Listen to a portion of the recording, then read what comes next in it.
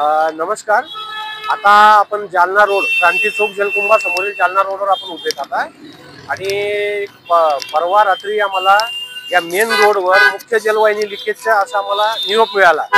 तो बऱ्याच दिवसापासून एक थोड्या प्रमाणात लिकेज होता, परंतु जसं आम्ही काम स्टार्ट केलं तात्काळ माहिती मिळाल्यानंतर काम स्टार्ट करण्यात आलं।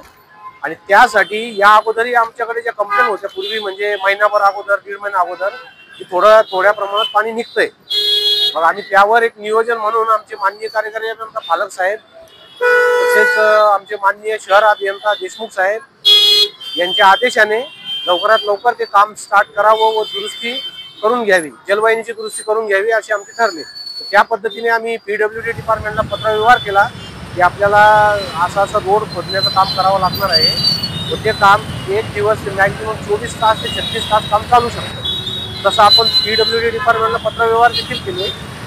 नंतर आपण वाहतूक शाखेचे जे उपायुक्त आहेत त्या साहेबांनाही आपण लेटरद्वारे कळविले, त्यांचे रिसिव्ह घेतल्या की आम्ही वाहतूक शाखेचा तुमची मदतीची आम्हाला गरज लागेल।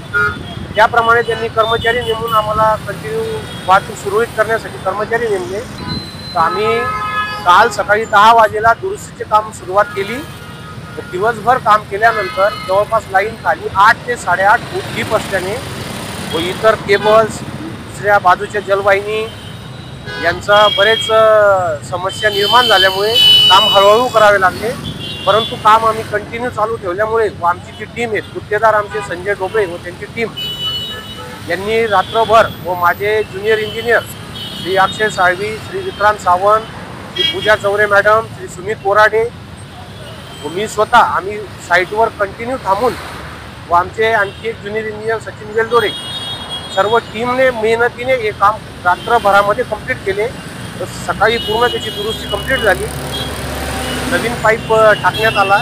दुरुस्ती कंप्लीट झाल्यानंतर आम्ही त्याची टेस्टिंग घेतली, कुठेही लिकेज आढळला नाही। त्याच पद्धतीने एक 400ची RCCची जलवाहिनी होती, तिचंही लिकेज आम्ही दुरुस्त केलं। यानंतर आता आम्ही जे खोदकाम केले होते त्याचं पूर्ण रिफिलिंग केल्यानंतर रोड आता थोड्या वेळानंतर रोड पूर्ववत सुरू होईल।